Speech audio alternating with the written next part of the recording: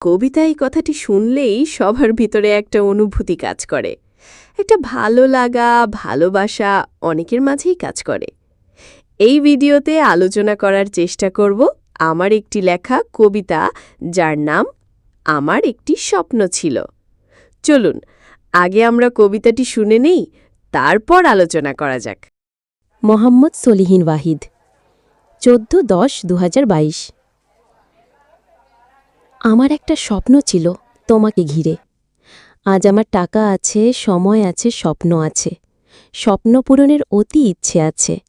কিন্তু একটা বিষয়ে কি জানো, যাকে ঘিরে আমার এত স্বপ্ন, আশা, ভালোবাসা, সে মানুষটি আজ অনেক বদলে গেছে।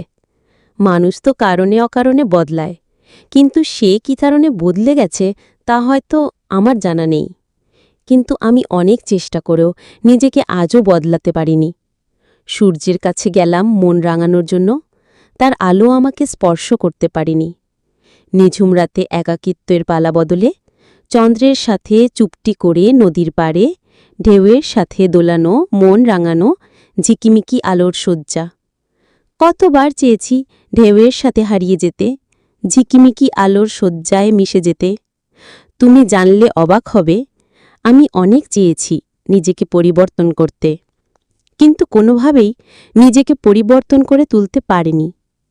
ওই কদমতলে মেলা বসে, নদীর ধারে কাশফুল হাসে। রাখাল তার অভিমান ভুলে হাতে তুলে নিল বাঁশি। সুরে সুরে গায়ে গে তোমায় করে শুধু ফিরে আসার আহ্বান। তুমি ছাড়া আমার স্বপ্ন মূল্যহীন, আমার আশা, ভালোবাসা সব কিছুই যে তোমাকে ঘিরেছিল। জানি না তুমি অতীতের পাতা খুলে দেখো কিনা, আমি যে তোমাকে আজও ভুলতে পারিনি। আমার একটা স্বপ্ন ছিল তোমাকে ঘিরে। কবিতাটির বিশ্লেষণ করে আমরা যা যা পেতে পারি, কবিতার মূল ভাব। কবিতাটি একজন মানুষের স্বপ্ন, আশা এবং ভালোবাসার গল্প বলে, যা একজন নির্দিষ্ট মানুষকে ঘিরে তৈরি হয়েছিল, কিন্তু সময়ের সাথে সাথে সেই মানুষটি বদলে গেছে, যার কারণ কবির অজানা। এই পরিবর্তনের কারণে কবির স্বপ্ন পূরণের আকাঙ্ক্ষা থাকলেও সেই স্বপ্ন এখন মূল্যহীন মনে হচ্ছে। কবি চেষ্টা করেছেন নিজেকে বদলাতে, কিন্তু পারেননি। অতীত স্মৃতি এবং সেই প্রিয় মানুষটির জন্য তার অপেক্ষা ও ভালোবাসা আজও অমলিন। ব্যাখ্যা। প্রথম স্তবক, আমার একটা স্বপ্ন ছিল তোমাকে ঘিরে। এই অংশটি কবিতার মূল সুরকে ধরে রাখে। কবির জীবনে একসময় একটি বড় স্বপ্ন ছিল, যা প্রিয় মানুষটিকে কেন্দ্র করে গড়ে উঠেছিল। বর্তমানে কবির কাছে অর্থ, সময় এবং সেই স্বপ্ন পূরণের প্রবল ইচ্ছাও আছে, যা একসময় তার ছিল না। এখানে একটা বৈপরীত্য দেখা যায়। সব সুযোগ থাকা সত্ত্বেও স্বপ্ন পূরণের পথে বাধা হয়ে দাঁড়িয়েছে প্রিয়জনের পরিবর্তন। দ্বিতীয় স্তবক, কিন্তু একটা বিষয় কি জানো, যাকে ঘিরে আমার এত স্বপ্ন, আশা, ভালোবাসা। এখানে কবিতার প্রধান বেদনা প্রকাশ করেন। প্রিয় মানুষটির অপ্রত্যাশিত পরিবর্তন তাকে আঘাত দিয়েছে। মানুষ কেন বদলায় তার কারণ কবি জানেন না, যা তার কষ্টকে আরও বাড়িয়ে তোলে। এটি মানব সম্পর্কের একটি চিরন্তন সত্য যে মানুষ সময়ের সাথে পরিবর্তিত হতে পারে, কখনো ইচ্ছাকৃতভাবে, কখনো বা পরিস্থিতিগত কারণে। তৃতীয় স্তবক, কিন্তু আমি অনেক চেষ্টা করেও নিজেকে আজও বদলাতে পারিনি। এই স্তবকটি কবির সততা এবং অবিচল ভালোবাসার পরিচায়ক। প্রিয়জন বদলে গেলেও কবি নিজেকে বদলাতে পারেননি। তিনি সূর্যের কাছে গিয়েছিলেন মনকে রাঙাতে, অর্থাৎ নতুন উদ্দীপনা বা আনন্দ খুঁজতে, কিন্তু সূর্যের আলো তাকে স্পর্শ করতে পারেনি। এর মাধ্যমে বোঝানো হয়েছে যে তার মনের গভীরে প্রিয়জনের অনুপস্থিতির কষ্ট এতটাই প্রবল যে কোনো বাহ্যিক শক্তি তাকে প্রভাবিত করতে পারছে না। চতুর্থ স্তবক, নিঝুম রাতে একাকিত্বের পালা বদলে চন্দ্রের সাথে চুপটি করে নদীর পাড়ে। এখানে কবির একাকিত্ব এবং প্রকৃতির সাথে মিশে যাওয়ার আকাঙ্ক্ষা প্রকাশ পায়। নিঝুম রাতে একাকী সময় তিনি চাঁদ এবং নদীর ঢেউয়ের সাথে সময় কাটাচ্ছেন। ঢেউয়ের সাথে তার মনও দোল খাচ্ছে। তিনি বারবার চেয়েছেন ঢেউয়ের সাথে হারিয়ে যেতে বা ঝিকিমিকি আলোর শয্যায় মিশে যেতে।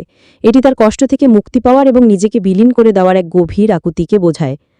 পঞ্চম স্তবক, তুমি জানলে অবাক হবে, আমি অনেক চেয়েছি নিজেকে পরিবর্তন করতে। কবি আবারও নিশ্চিত করেন যে তিনি নিজেকে বদলানোর জন্য আপ্রাণ চেষ্টা করেছেন, কিন্তু ব্যর্থ হয়েছেন। তার মনের গভীরে সেই পুরনো ভালোবাসাই টিকে আছে, যা তাকে অন্য কোনো দিকে যেতে দিচ্ছে না। ষষ্ঠ স্তবক, ওই কদমতলে মেলা বসে, নদীর ধারে কাশফুল হাসে। এই স্তবকে বাংলার গ্রামীণ প্রাকৃতিক চিত্র তুলে ধরা হয়েছে, যা স্মৃতি এবং ভালোবাসার প্রতীক। কদমতলে মেলা বসা, নদীর ধারে কাশফুলের হাসি, রাখালের বাঁশির সুর, এগুলো সবই অতীত স্মৃতির অংশ। রাখাল তার অভিমান ভুলে বাঁশি বাজাচ্ছে এবং সুরের মাধ্যমে প্রিয়জনকে ফিরে আসার আহ্বান জানাচ্ছে। এখানে রাখাল যেন কবিরই প্রতিচ্ছবি, যে তার সকল অভিমান ভুলে শুধু প্রিয়জনের ফিরে আসার আকাঙ্ক্ষা করছে। সপ্তম এবং অষ্টম স্তবক, তুমি ছাড়া আমার স্বপ্ন মূল্যহীন, জানি না তুমি অতীতের পাতা খুলে দেখো কিনা। এই অংশটি কবির চূড়ান্ত অনুভূতি প্রকাশ করে। প্রিয়জন ছাড়া তার সমস্ত স্বপ্ন, আশা এবং ভালোবাসা অর্থহীন। তার জীবনের সবকিছুই সেই মানুষটিকে ঘিরে আবর্তিত ছিল। শেষ লাইনে কবির একটি চাপা প্রশ্ন এবং বেদনা প্রকাশ পায়। প্রিয় মানুষটিকে অতীতের কথা মনে রাখে, কারণ কবি তাকে আজও ভুলতে পারেননি।